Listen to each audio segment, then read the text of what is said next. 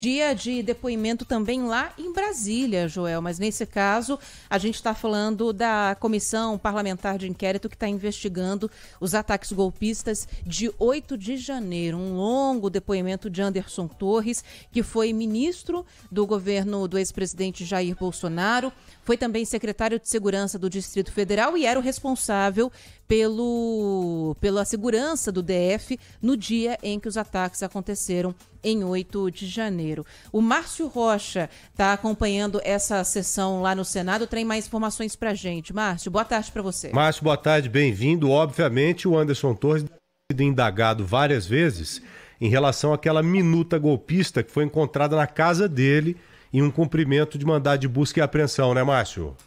Isso mesmo, pessoal. Boa tarde para vocês, boa tarde a todo mundo que nos acompanha. A gente está aqui no Congresso Nacional esperando a retomada da sessão que está prestando, né, o depoimento. Anderson Torres presta depoimento aqui, aqui no Senado, né? Então a gente teve um intervalo agora por volta de 1h da tarde, mais precisamente 1h05 da tarde. O presidente da CPI, o deputado Arthur Maia, declarou um intervalo, né, de até 1h.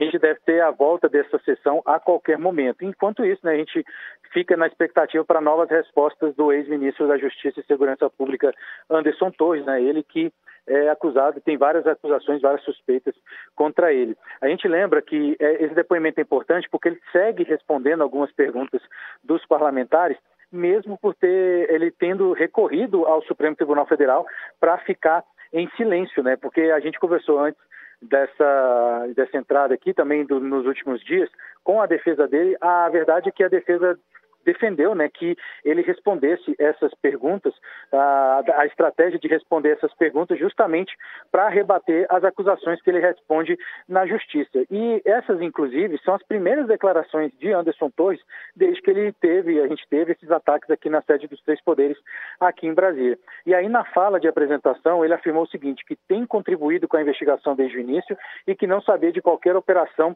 no dia das eleições de 2022.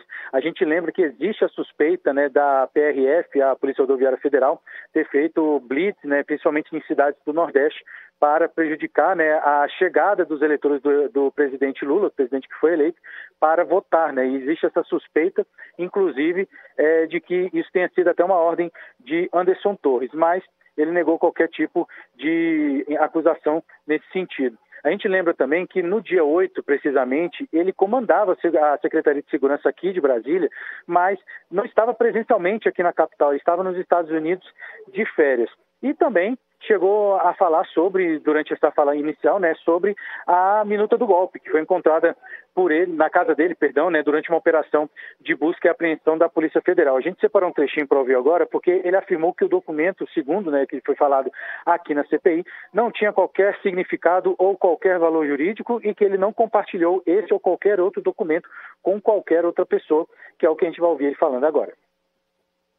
Quero dizer aos senhores e às senhoras, membros desta CPMI, que estou aqui com espírito cooperativo, porque tanto quanto os senhores tenho todo o interesse em esclarecer os lamentáveis fatos do dia 8 de janeiro. Durante uma busca e apreensão em minha casa, a polícia encontrou um texto apócrifo, sem data, uma fantasiosa minuta, que vai para a coleção de absurdos que constantemente chegam aos detentores de cargos públicos. Basta uma breve leitura para que se perceba ser imprestável para qualquer fim, uma verdadeira aberração jurídica. Esse papel não foi para o lixo por mero descuido. Não sei quem entregou esse documento apócrifo e desconheço as circunstâncias em que foi produzido. Eu jamais ia imaginar que aquilo ia acontecer, que aquilo ia virar de novo e se tornar o 8 de janeiro. Quando eu viajei, não havia informação de inteligência.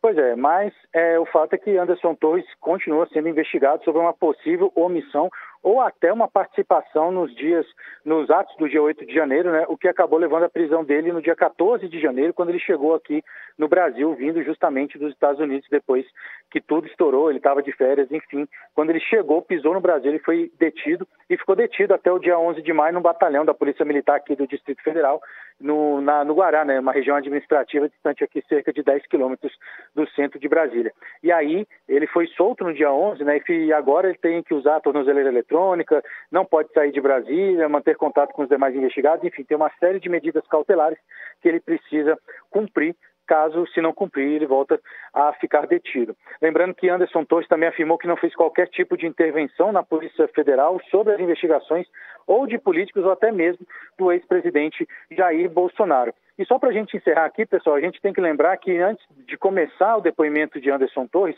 o presidente da CPMI, o deputado Arthur Maia, disse que pode colocar em votação na semana que vem um novo requerimento de convocação do ex-ajudante de ordens do presidente Bolsonaro, né, o tenente-coronel do Exército, Mauro Cid.